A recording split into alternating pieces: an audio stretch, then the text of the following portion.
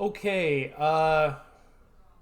looks like some of the logging on is slowed down, so I'll get things started and get things kicked off here to be respectful of everybody's time.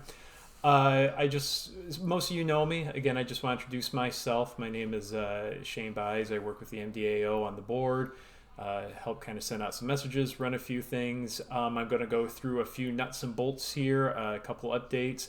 Then we're going to turn it over to Rick Massa to discuss new rules, some points of emphasis for those years, and he has some materials and information to share with us associated with that.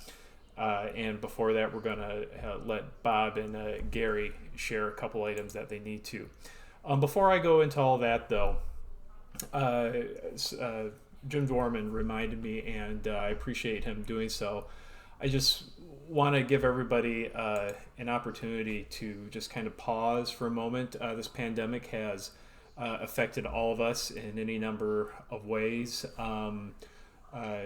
including sometimes, loss. And most of us, I think, know or remember Gus Hughes, who passed away earlier this spring as a result of COVID-19. And also, I wanted to recognize for those of you who know Lenny Meminger from back in the day. He also, unfortunately, passed away. And so, just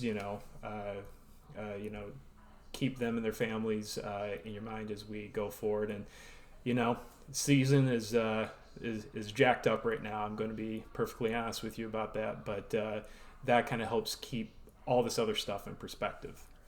So, with that said, I do want to segue a little bit into a couple updates about our last meeting. I sent out an email, but we had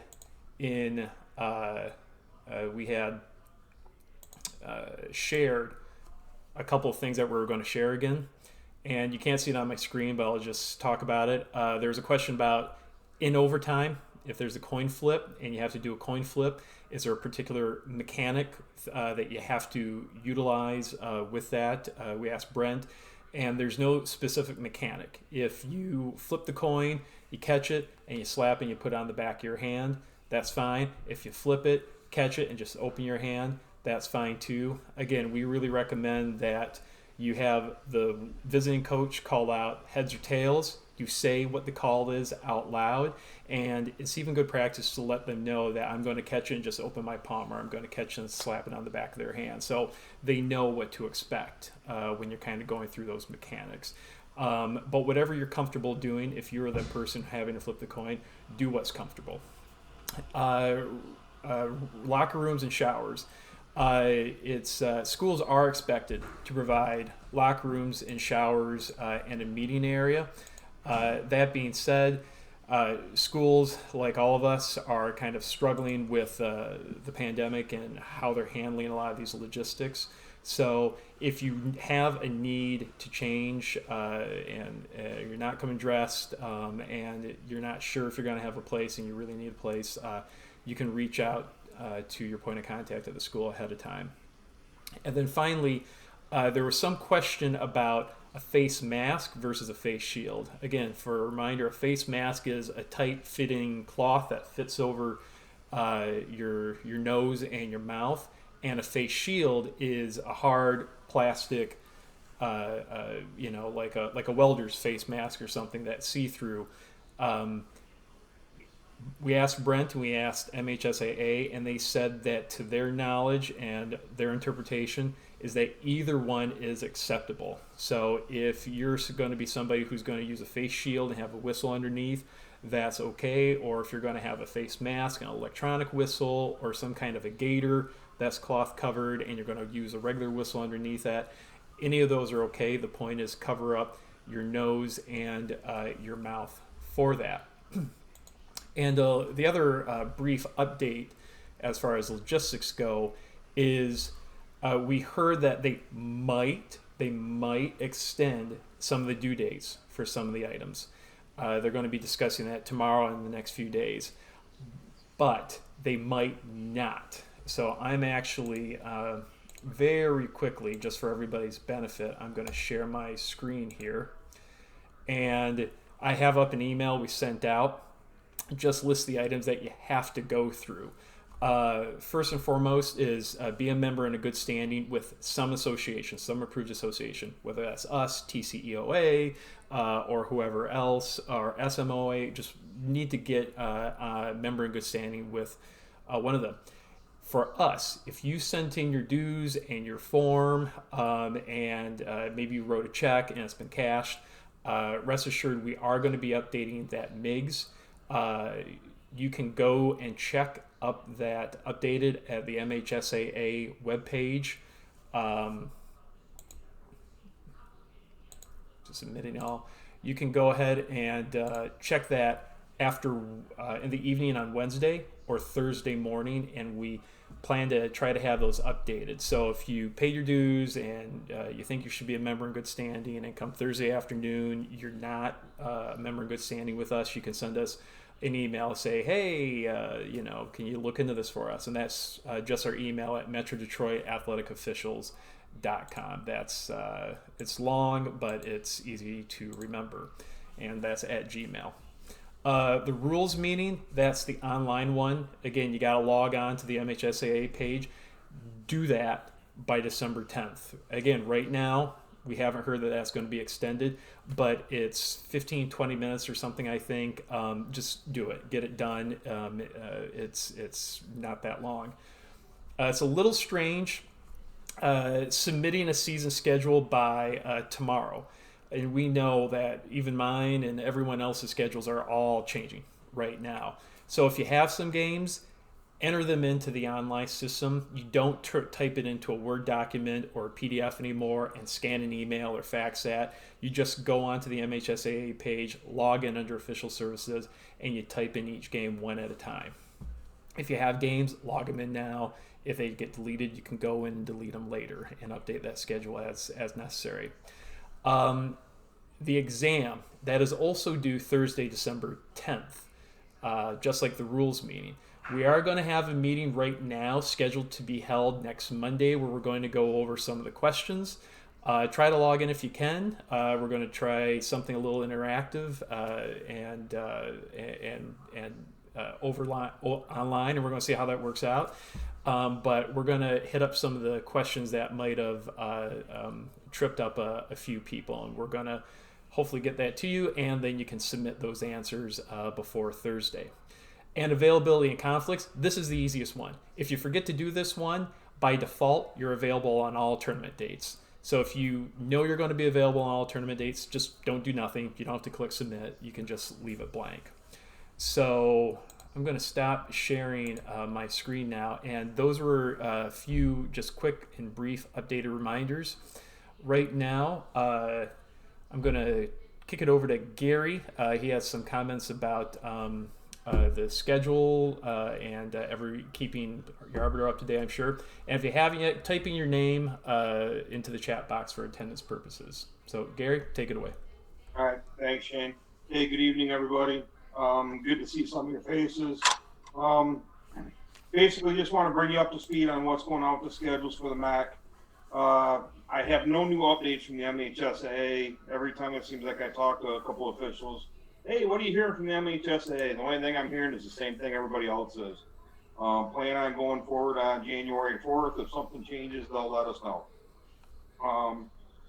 Working with the MAC ADs to adjust schedules. If you do work games in the MAC and you, chances are you've seen one or multiple of your games get changed recently. That's going to continue. I'm working through that process with the schools to make sure we get the games updated. They have worked with me and agreed to work with me on some heavy usage dates, mainly some Tuesdays and Fridays, to help alleviate some of the issues that we had. So if you had some Tuesdays and Fridays and you see a Tuesday get canceled, don't go in and go crazy right away. More than likely, you're going to get another game on that date, and even option if you're available on Monday, Wednesday, or Saturday. Those dates are going to get used this year.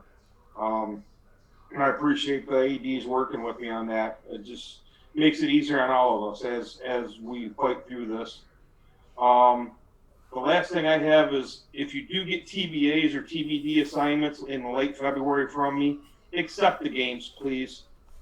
They are conference tournament games. I don't have locations for them yet. I will change, as in I have the last 2 years. I will change your location. I'm going to best get you as close as your leave zip code or your home city as possible. I will move you into that place. I know it seems like daily I'm getting an email, text, phone call from somebody saying, "Hey, I got a TBA game and it says the location is the Windsor Locks swimming pool." Well, obviously, there's an issue with Arbiter when I put the TBAs in there and it's just picking random locations. So, I mean, I've got some as far as, they said they're, out in Massachusetts. So, just don't pay attention. They are TBAs. They will be closer to your home. Please accept them. I got to know you're committed to that date or those dates. So when we do get it, we can move you into play. I'm getting some static on my end. You all right hear me, Shane? Yeah. All right. So that's really all I have. We will keep you updated. I'll keep you updated. I'm sure Bob will keep you updated as we go along because it's going to be a fluid year like a lot of the other sports have been. So stay healthy, do your best to stay safe, and we'll do our best to get through this. So appreciate everybody's time. We'll talk to you. Thanks, Gary. Bob, is there anything you want to share? Got any updates? No, everything that Gary said, I second, and I have no other new news. So just it's like being in the service here. Hurry up and wait. Yep, that's all you can do this year is just kind of roll with everything that's going on. And I do want to reiterate something that Gary said. When we get information from the MHSAA, it's kind of just about the same time as everybody else gets it. The MHSAA, understandably so, has been somewhat tight-lipped about their anticipations or speculations of what they want to do or what they hope to do or anything like that. So when we do get information, you might see it again from us. That's just an effort by us to really make sure everybody's getting that message. So with that said, Rick, if you're ready to go ahead and take yourself off mute, and you should be able to, when necessary, share your screen.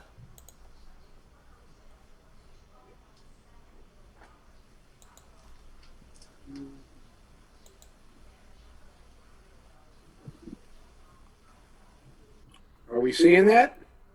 Looking good. All right.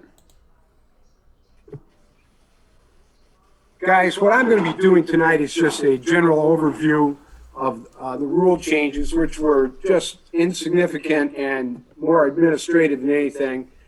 And then we're going to hit on the points of emphasis, which was the block charge, use of proper signals and reporting process, palming, carrying, intentional and flagrant fouls. I'm going to try to give you some hints on how to look at these and make your decision-making process a little easier. The first rule change this year was that there's a new process, or they're reaffirming the process. When a player receives his fifth foul, you've informed the player, you go to the coach and inform them. You go to the timer and say, sound the horn, and then time 15 seconds. At the end of 15 seconds, sound it again. At the end of that period, the coach is supposed to have his player at the table. Help them get there. This is a new process. You're going to have problems with certain timers. I'd suggest you talk about it pregame.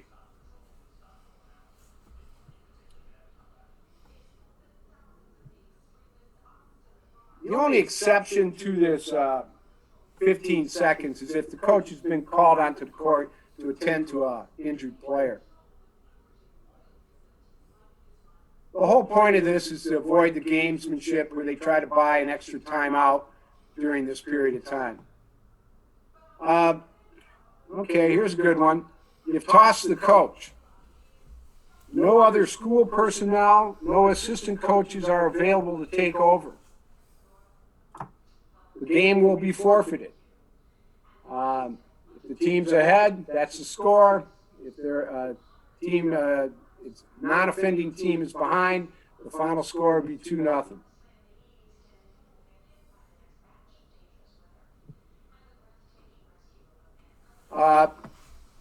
I don't know if anybody's had any problems with this one in the past, but a couple years ago, they put in the ability to warn a coach for either box violations or conduct. Some people thought it was mandatory. The coaches certainly tried to tell us it was mandatory. It's not. Judge the behavior for what it is. If it warrants a technical foul, give a technical foul. If it's petty stuff and they're just chirping too much, go over and tell them. You know, you can give them a verbal warning before you give them the official warning. Just say, I'm going to give you the warning, guys. I'm not going to listen to you all night. So it just gives you an extra tool in the tool bag that to handle bench decorum issues. Most of you guys are veterans that know what they're doing and have no problems with handling coaches. If you're sensing things are going in a bad direction, though, this could be a good tool.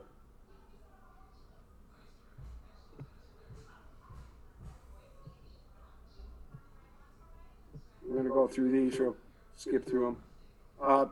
Points of emphasis.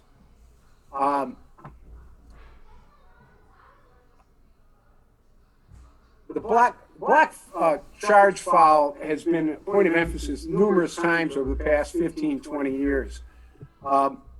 There's some basics that we need to understand, and it's really a much more simple rule than what we've made it to happen. It seems like as officials we get surprised by a block charge. And if you're following proper mechanics and everybody is focusing on their primary areas, you should never get surprised by a block charge situation. Guarding someone with a ball is real simple. The defender must get to the spot first without contact, have both feet on the floor, and initially face the opponent within 6 feet. Once there, you can move laterally to maintain that position. You don't have to stay absolutely still. The defender can put his hands above his head, can also jump within the vertical plane above his spot on the floor. When contact is imminent, you can duck to absorb the contact. A player is never permitted to move into the path of an opponent after the opponent has jumped into the air. A player extends an arm, shoulder, hip, or leg, that's going to be a blocking foul. There's differences guarding a player with the ball and without the ball. With the ball, time and distance are of no consequence. Without the ball, time and distance are going to become key factors. Depending how fast the player is moving, you may have to give that player up to 2 strides, but never more than 2 strides if you set up legal guarding position, which is 2 feet on the floor facing the opponent.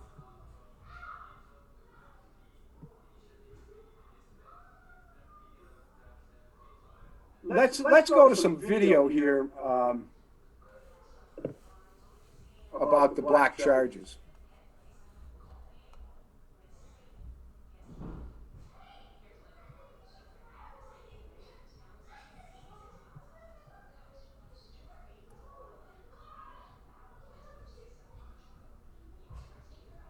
I'm skipping through all the stuff I just talked about.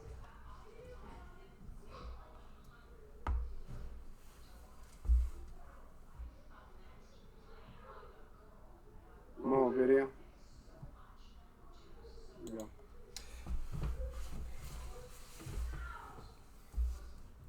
Is there legal guarding position there? Hold on 1 second. Rick, I'm not able to see the video. Do you have the video up right now on your screen? Yes.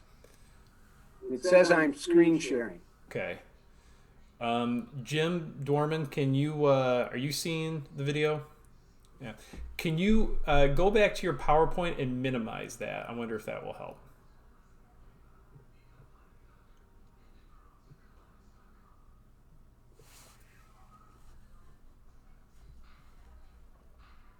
Hey guys, Just out of could curiosity, be.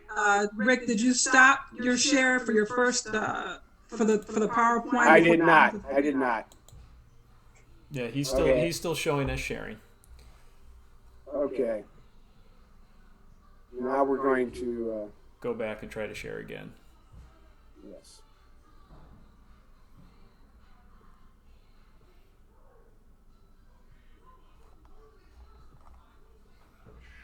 And if worst case scenario, you can. There it is. There it is. We're in business. We missed play one. You want to see play one? Let's see. Let's just go from here, guys. We got plenty of them. Legal guarding position. What happened? We're calling a block. Why? Did he reach outside of his plane? By the way, not every one of these calls on the floor are correct. Block? I don't know. Was he there? Slow motion. See if he's there. 2 feet on the floor facing the ball handler.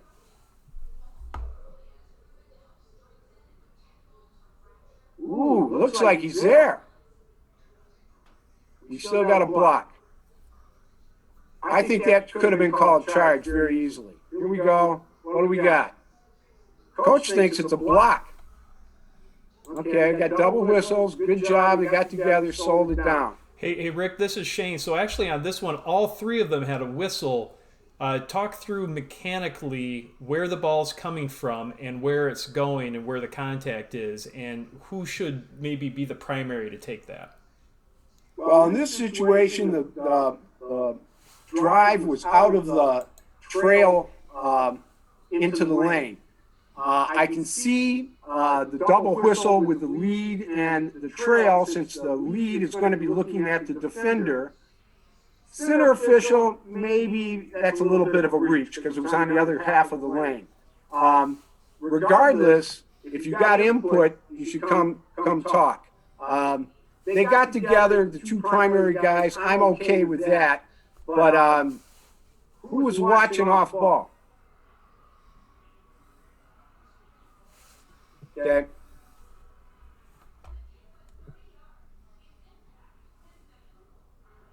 All right, watch this one. Foul? Look who had it. Look where it got called from. What's he doing? Back here. He's got a late arm. I think I'd like to see the center get that one. Whoop. Had the ball, hit the floor, hit the man. Anything short of contact, he's got the ball, boom, that's a charge. Good call.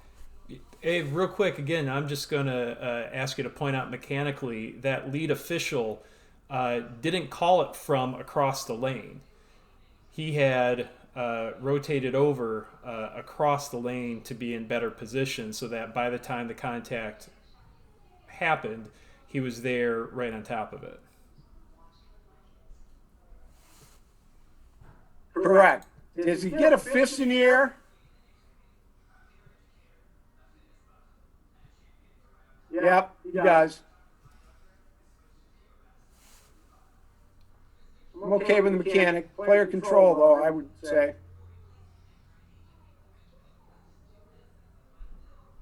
What do you think? I think that's a charge. Did he get there?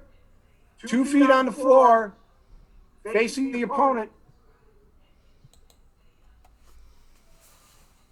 And then kind of talk about, because I know some of us in the audience do both NCAA and high school. And even if you don't do NCAA officiating, you probably watch it on TV. That it's important to note that in high school, there is no restricted circle. There is no secondary defender or any of those kind of rules like there are in the NCAA.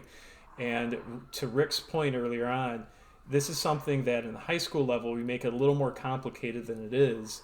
That if they get legal guarding position, 2 feet down, squared up on the ball handler, and they've got that legal guarding position in bounds.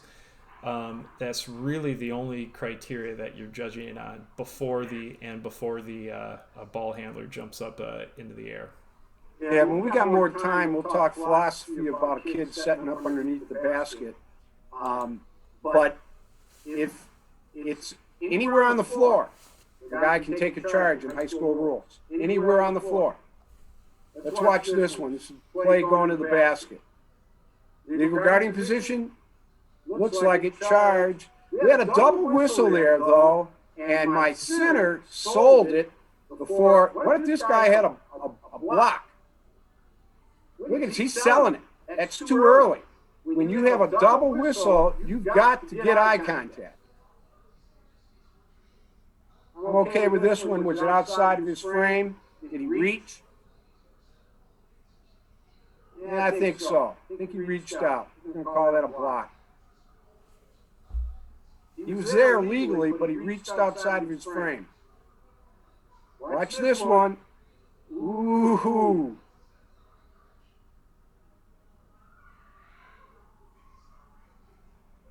Does he get there?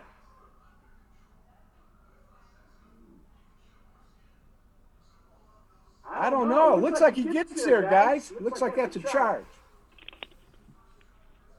There, ooh.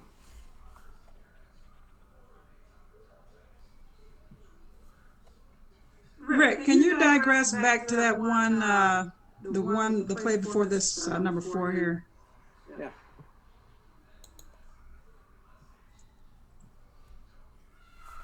Yeah, what happens right there? Ooh. So I'm wondering if he called the strike that the block because he was going into the offensive player with the ball. That's a very good point. We don't have the best angle on that. Right. And in fairness, the guy in the lead is looking right between the two of them. And on a bang-banger, he might have thought he brushed him as he got into position. And in that case, it would be a block. As a general rule, I think we call too many blocks not enough charges. As a general rule.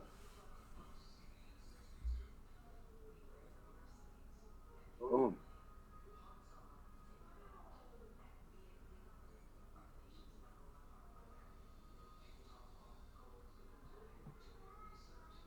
Now we've seen these.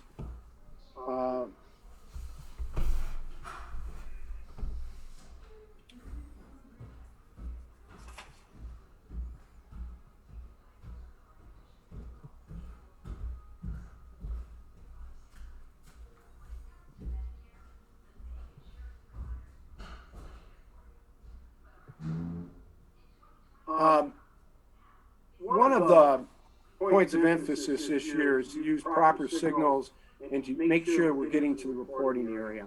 I'm not going to waste your time. There's lots of good resources about mechanics of foul reporting and the order in which you should do things. You need to go to the mechanics manual and look that up.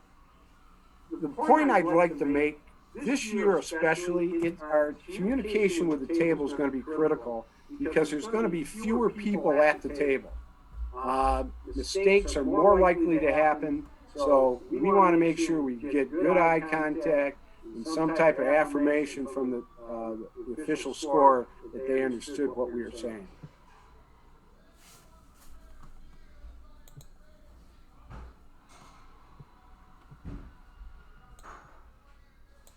Oh, that last one. They've been honest for the last couple of years. A lot of us get big time and just sell calls by pointing. Stop the clock. If you got a violation, stop the clock open hand. If you got a foul, stop the clock closed fist. That's a mandatory. Not doing that, you're not helping yourself in the long run. Hey, Rick, are you back to the PowerPoint now? Yes. Try that trick again. Stop your share screen and then reshare it, because right now we're still seeing the video.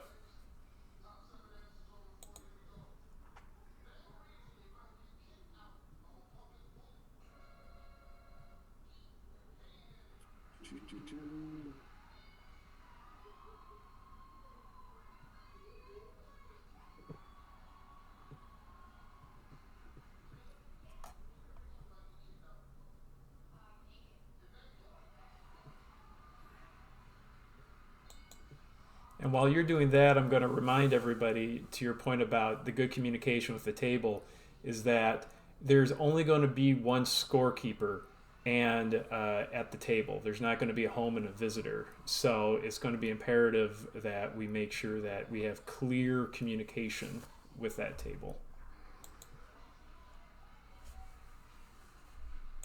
All right, looking good. We're seeing the presentation. Yeah.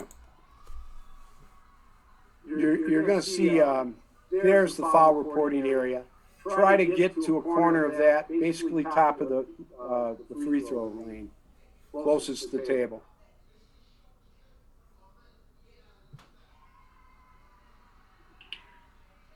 This is in here. Go to that mechanic manual. All this court coverage is in there. Palming and carrying.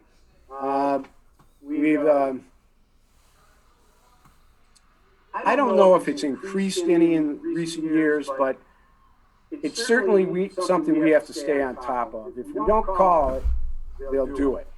So let's get this one early, and I'll show you some video on that.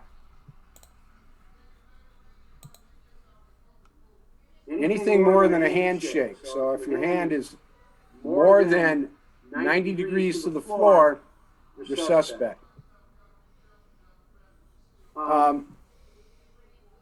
Let's talk clarifications for intentional and flagrant fouls. How I would like us to think about this, think of our fouls as progressive, with a common foul being for the smallest offense, with a intentional foul being for something more serious, and with a flagrant foul being the most serious. Anytime you have a foul that you might think should be upgraded from, say, a common foul to an intentional foul, or an intentional foul to a flagrant foul, my advice is to get with your partners and get their input. Sometimes it's going to be clear cut. There's nothing wrong with signaling a foul and then getting together and upgrading the common foul to an intentional foul, or an intentional foul to a flagrant foul. Remember, flagrant foul is an automatic ejection, and the player won't be able to participate in the rest of that game. Is there a special signal for a flagrant foul, like there is for an intentional foul? It's the X above, for the intentional foul, it's that X above your head. And then if it's for excessive contact, you're going to pull that X down to your waist.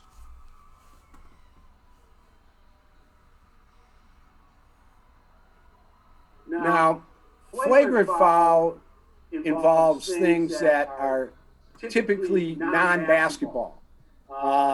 It's a punch. It's conduct beyond the norm. It's a kid on a tirade. It's a kid just swinging wildly at everybody. It's a kicking motion. It's a kneeing motion. If it's a dead ball non-contact, it just can be a vulgar and abusive conduct. You'll know it when you see it.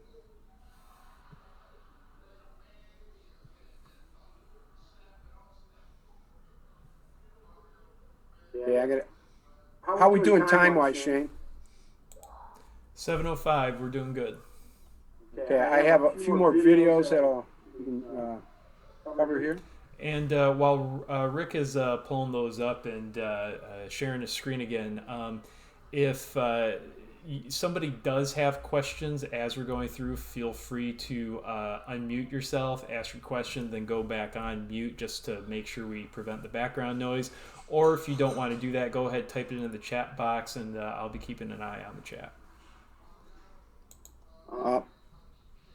Before we finish with block charge plays, a couple pieces of advice about that.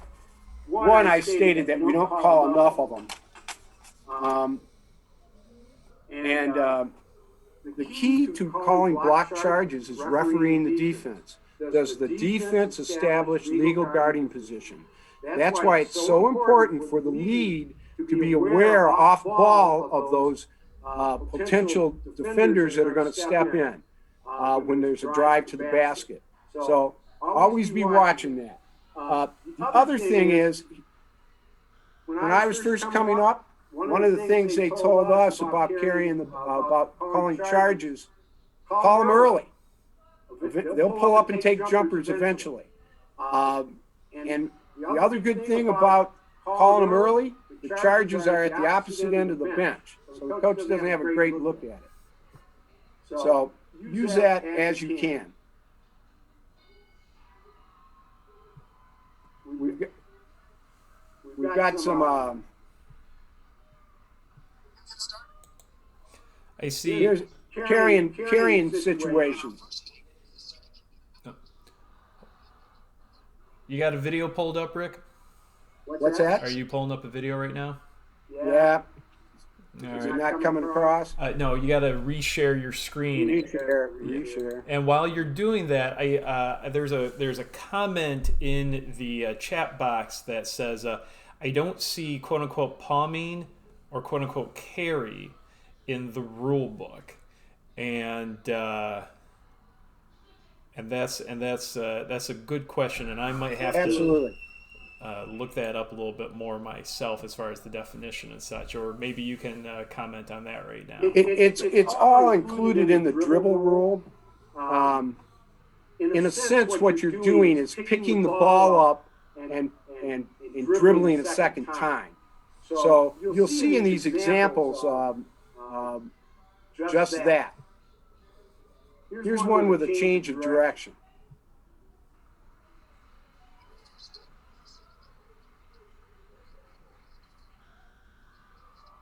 Oh!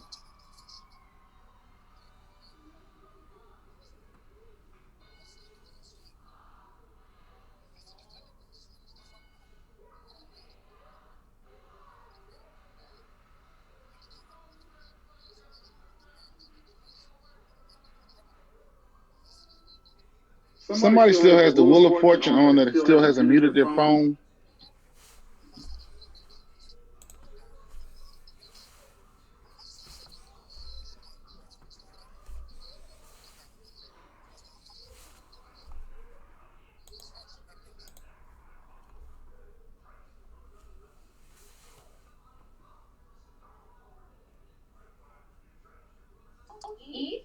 And here comes the lead.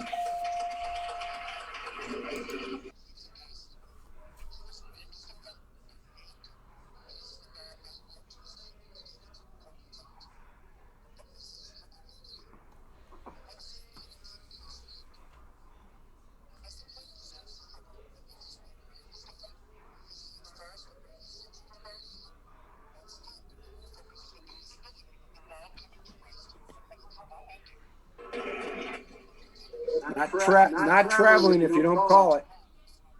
Yes, 2 S's.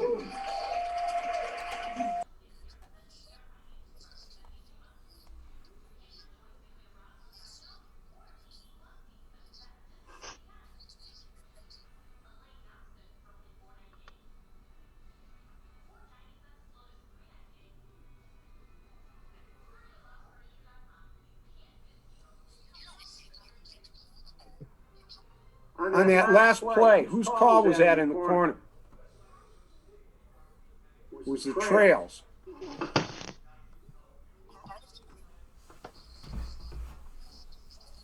What?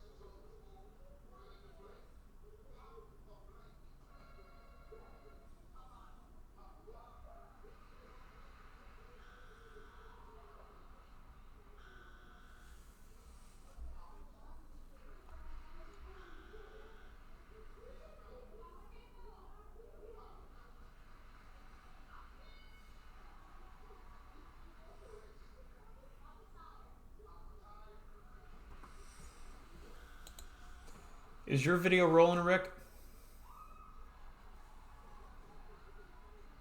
It looks like Rick froze up. Uh-oh. Oh, yep, he sure did. He sure did. So hopefully he's going to log back in here, and I'm going to give him a minute to do so. Again, if anybody has any questions, feel free to, whether it's about palming, carrying, block charge, or things of that nature, or if it's COVID-19, feel free to chime in. What I will say, one thing about real quick, the palm and the carrying that Rick mentioned that I think is a good starting point is that anything where your hand is more than 90 degrees on the side of the ball and it starts to go under, he said that you're suspect at that point. And so if you're, you see this a lot where, players not going anywhere and coach is screaming, yeah, that's a carry, that's a carry, that's a carry. Again, my philosophy is, one, just because the hand's underneath that ball, it doesn't mean that it's carrying. It's if you are going somewhere, if you're gaining that advantage, if you're doing that crossover, or you're doing that stutter stop. Philosophically, that's what I'm looking for when I'm trying to judge palming or carrying or any kind of illegal dribble like that. And one more thing, and again, I'm going to be watching to see if he chimes back in here, but we didn't discuss too much last time about inadvertent whistles. And this year, some of us might have electronic whistles, some of us might have face masks, face shields. We're not going to be used to, for lack of a better term, whistle discipline. And so if you have not yet reviewed inadvertent whistles in the rule book and case book, I urge you to do so. And it's simple if you slow down and you think about it and you simplify it in your head. So if there is an inadvertent whistle in your game, how to restart the game is you give the ball to the team that was in team control at the time of the inadvertent whistle. It's that simple.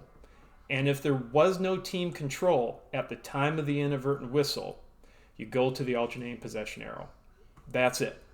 And the only thing that is required of you is to know the definition of team control. And if you know the definition of team control and you have an inadvertent whistle, then it's pretty simple and straightforward. So team control, player has the ball, player is dribbling the ball, or the ball is being passed in between two teammates. That is team control. So if somebody's holding the ball, inadvertent whistle, the ball goes back to that team. Player is dribbling the ball, inadvertent whistle goes back to the team. That player passes, the ball is in the air to a teammate, inadvertent whistle. The ball goes back to the team because that team is still in team control. Same situation. Team A, A1 passes the ball to A2. While the ball is in the air, it is tipped by defender B1. Team B does not gain control of the ball. And then you have an inadvertent whistle. Guess what? That is still team control to Team A. And then the ball goes back to A. And that's going to be a tough one to sell because maybe Team B was about to gain control of the ball or whatever. And that's going to be tough. That's going to be the way it goes. But that's the rule. If there's a team control, you still you give it back to the team that was in team control. Jim, you got a comment on that? Well, no, but Rick has lost his internet connection. Okay. Maybe he really wants to just watch Wheel of Fortune, but he says he's lost his internet connection. All right. Well, he does live out in the sticks, so if he jumps back on, we'll have him finish up a few points. But just again, real briefly with inadvertent whistle, and I think there might even be a question on inadvertent whistle on the rules test if I remember. Really, the main time that you're going to go the alternating possession is if Team A shoots the ball, and the ball is in the air. It has hit the rim, and neither team has yet gained possession of the ball after that shot has been released. There's no team control at that time. And so during that situation, if there's an inadvertent whistle, you would go to the alternating possession arrow. That shot is taken, it bounces off the rim, it's touched by A1, then it's touched by B1, it's touched by B2, and no one has yet gained possession, and there's an inadvertent whistle. That is still no team control because no player has gained possession of the ball after that shot was taken. So again, to adjudicate inadvertent whistles, all you got to do is determine was there or was there not team control, and to do that, review the definition of what team control is, and it will simplify the situation greatly. I hope none of you have to deal with that this season, but be prepared to have to deal with that just in case. I'm looking at a couple quick comments here. So Jim typed in the chat, palming carrying rule is 4-15-4B. I appreciate it. I should really have my rule book handy at my desk, but I don't right now. Let's see, there's a question here. Will there be any discussion about procedural changes? So we did discuss that at the last meeting. Unfortunately, the recording that I was recording didn't work out.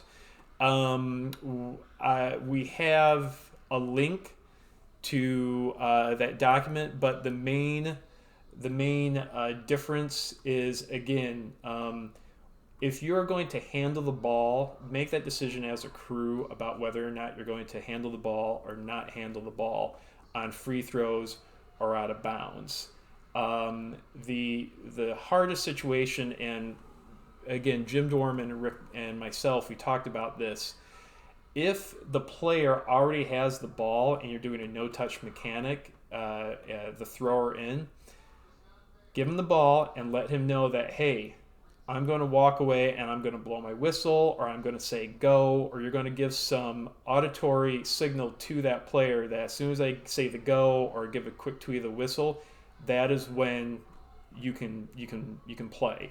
That was our thought through on the process, because none of us are going to have that scrimmage to give it a try before we get into it. And we can talk about that one at some future meetings too, to kind of re-emphasize it.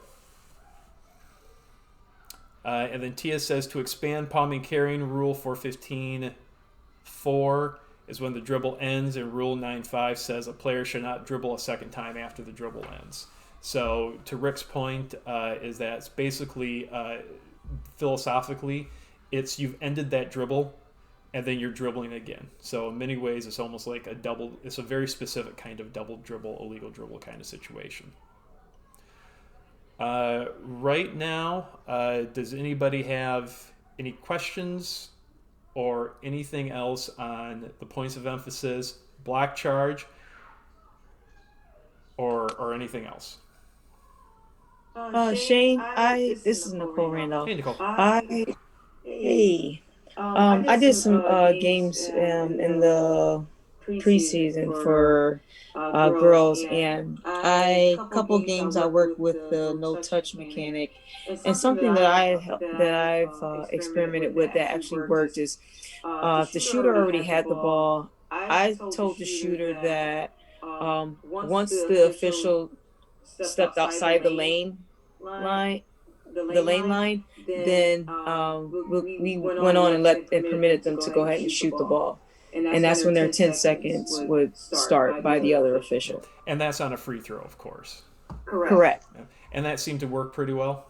Yeah, it worked out great. The players, we would just verbalize, pass the shooter the ball, or we would designate someone who would pass the shooter the ball who's in the game. Typically it was somebody on the lane line to pass it to them, one of their teammates, and once they gave them the ball, we indicate how many shots are being taken. We clarify that with our partner officials, and then we tell the people in the lane line once we step outside the lane, the shooters can have access to shoot the ball now.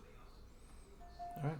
I appreciate that, Nicole. That's helpful insight. Was there did anybody else do any college or any scrimmages one way or the other, college or otherwise, that were doing no touch, that had some already worked out suggestions?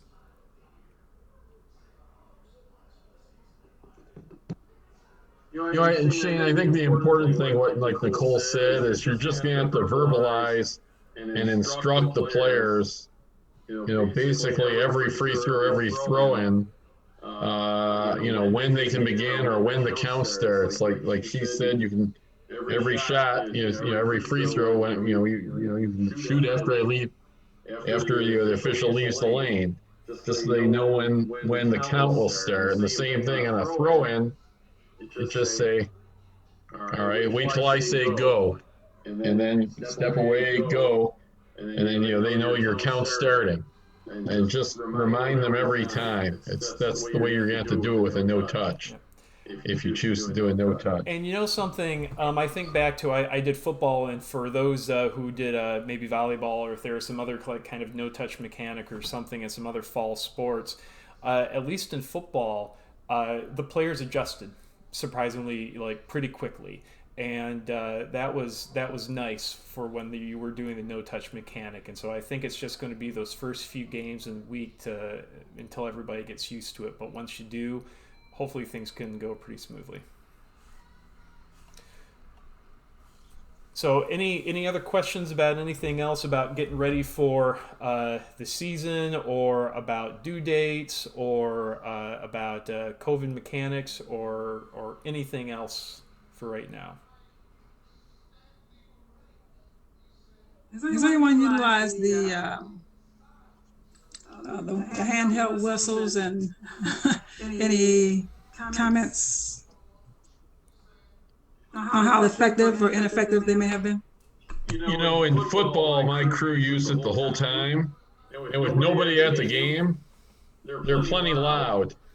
Now, the button that you push with your thumb, you got to be careful when you're running, else you might push it accidentally. So I think in basketball, it'd be a little more challenging. You'll have to have, late whistles, basically.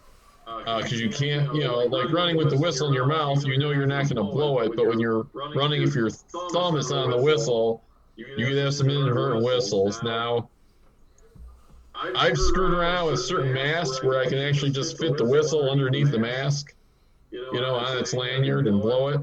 Now, when I report a foul, am I going to have to, pull the mask down and get the whistle out of my mouth to talk? Yeah. But I think I'm leaning toward just having the whistle underneath the mask.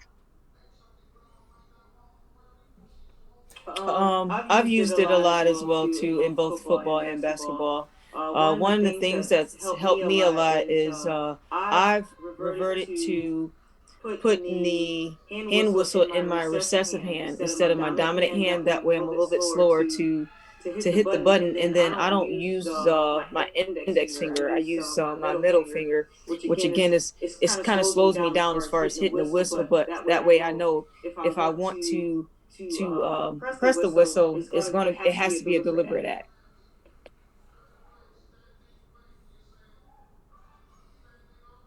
Okay. Anything else at this time?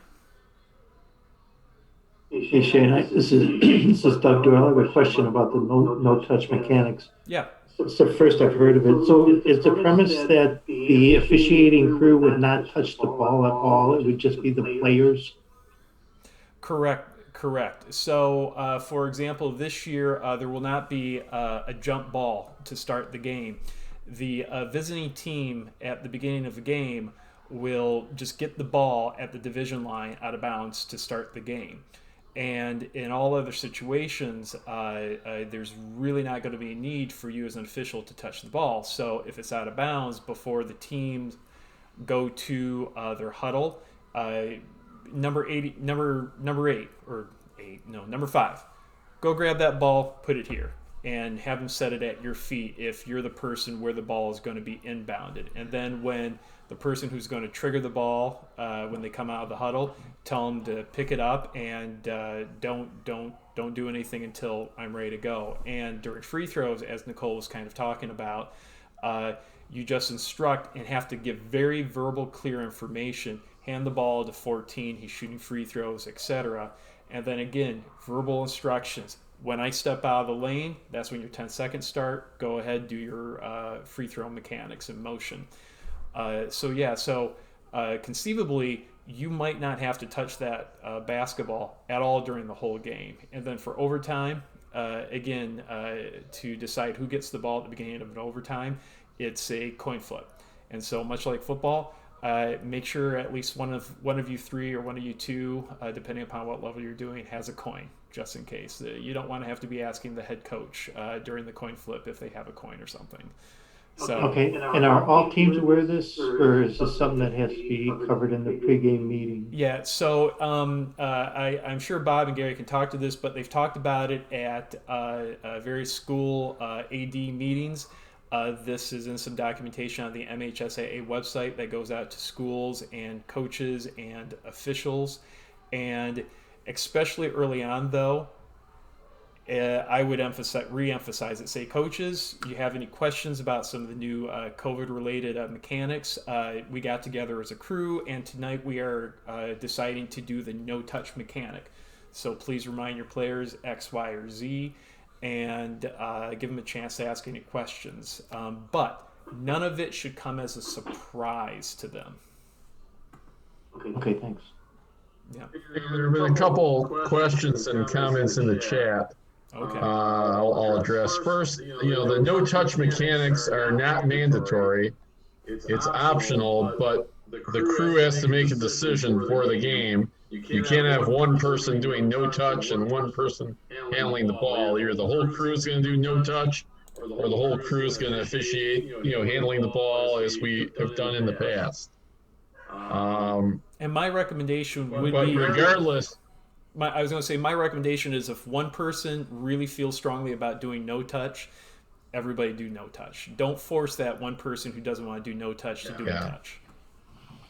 And just to interject, it might be a discussion that the crew should have before the game altogether, because if you have the majority of the crew too who actually want to touch, and then you have someone who's just clearly uncomfortable with that, that's probably a discussion that they need to have in advance, because if the other two are not receptive to the no touch, someone probably needs to come off of the game. Well, you're not going to have that option in most cases, but I think Shane's point is well taken. If one person doesn't want to touch, then just do no touch. We can get through it that way. But that's something you discuss in your pregame. No, I'm talking about before the pregame, though, sir. I'm referring to you should know who your partners are in advance. Well, this year that's going to be a scramble. I think your assigners are going to be assigning a lot of these games right up until the day of the game. If we have a season, it's going to be a scramble, so that's not always going to be possible. And it's also probably not fair to ask the assigners to reassign crews, if someone doesn't want to touch or no touch. So I don't think that's a real, feasible idea. But the point I want to make is, regardless of where you do touch or no touch, there's no jump ball. All right, the visiting team is going to get the ball to start the game at midcourt opposite the table. There was another chat comment about that, about if you're at a neutral site game. Good question. Well, one team's going to be wearing the home uniform, one team's going to be wearing the visiting uniform, and whoever is wearing the visiting uniform, the color as opposed to the white, that's the visiting team. They're going to get the ball. Yeah. And then Tom added in the comments section that he had done some junior high games, and it seemed to work out more like limited touch. Kids are used to handing or tossing the ball to the ref. And I totally agree, Tom, especially early this season. That's just going to be their natural instinct. And that happened in football.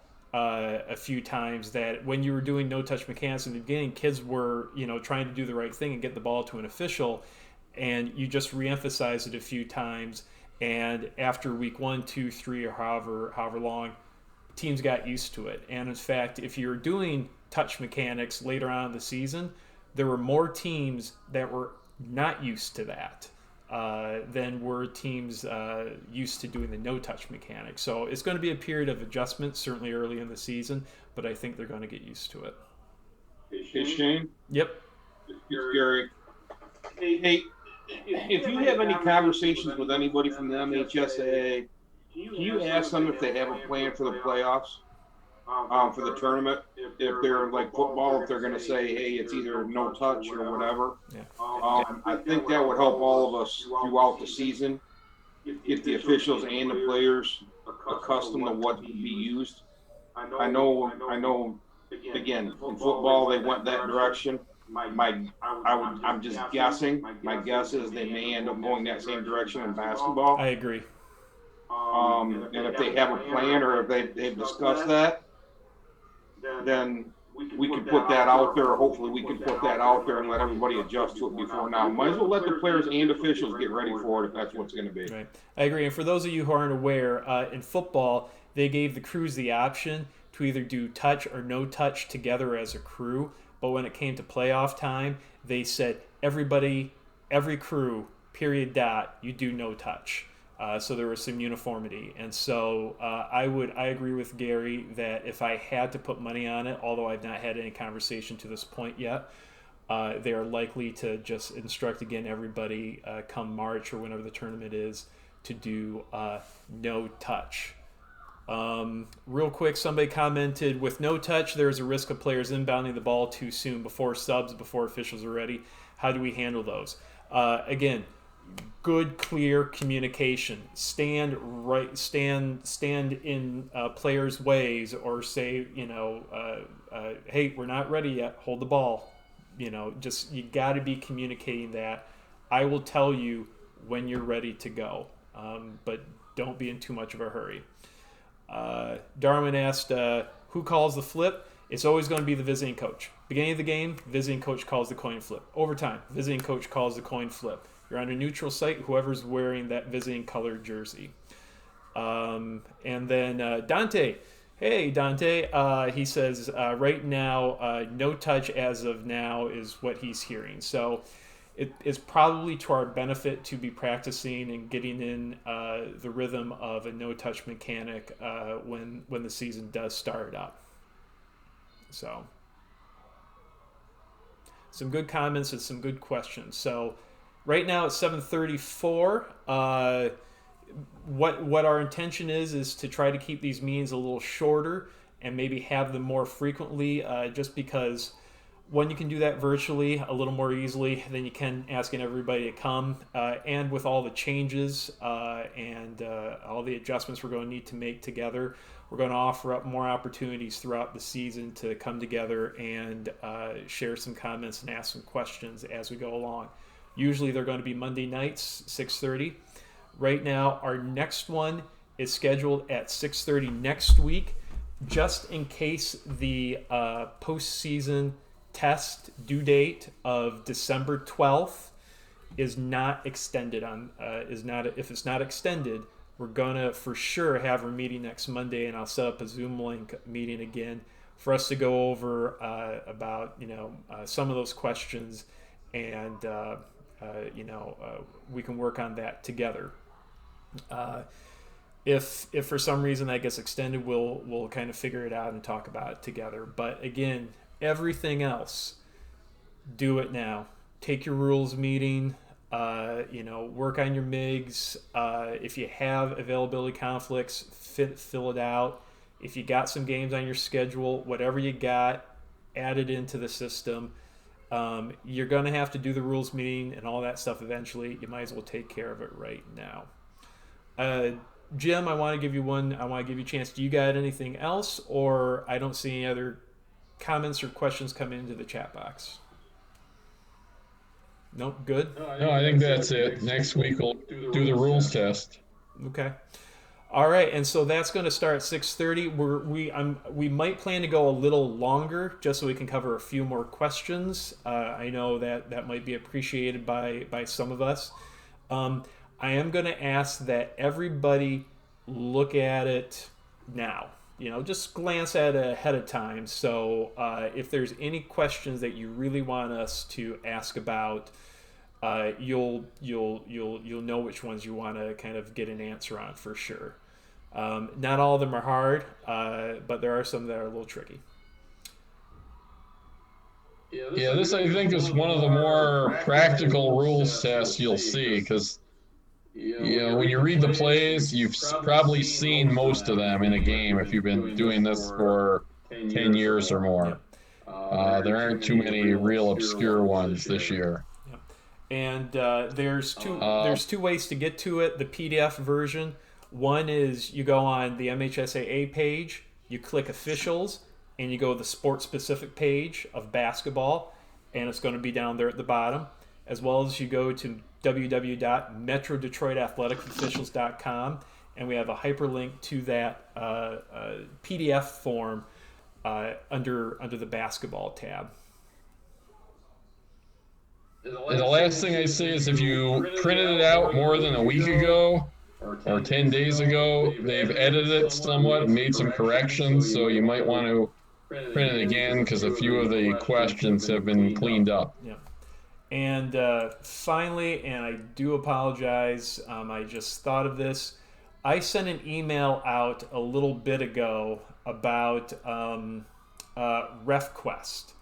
And that was something that came out some time ago from the MHSAA. Because we are all registered basketball officials, we get this service free of charge. And so what Brent does is he uploads certain videos, and the ones I've seen are pretty good videos.